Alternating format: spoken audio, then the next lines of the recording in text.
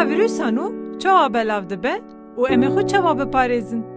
Covid-19 nexweşiyekê vegire ku mirov cara yekem pê dihesin. Sedema wî jî koronavîrusa nû ye.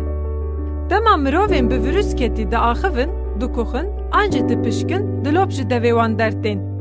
Û ev vîrus jî piranî bi vî avayî derbasê mirovên din dibe.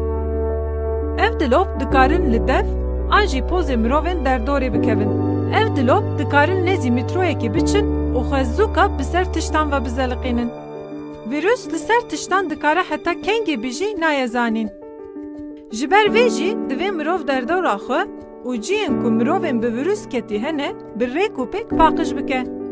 Em destên xwe didin gelek tiştan û dibe ku vîrus li ser van tiştan hebin.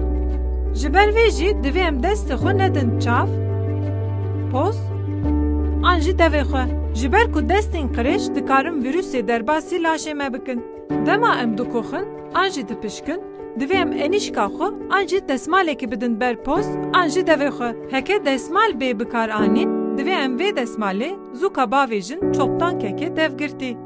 Heke em bixwazin pêşî li belavbûna vîrusê bigirin, divê em di rojekî de gelek caran destê xwe bi sabûn û av an jî bi dezenfektan bişon.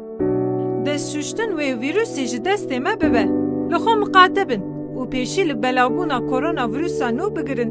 Rêxistina tenduristiya cîhanê.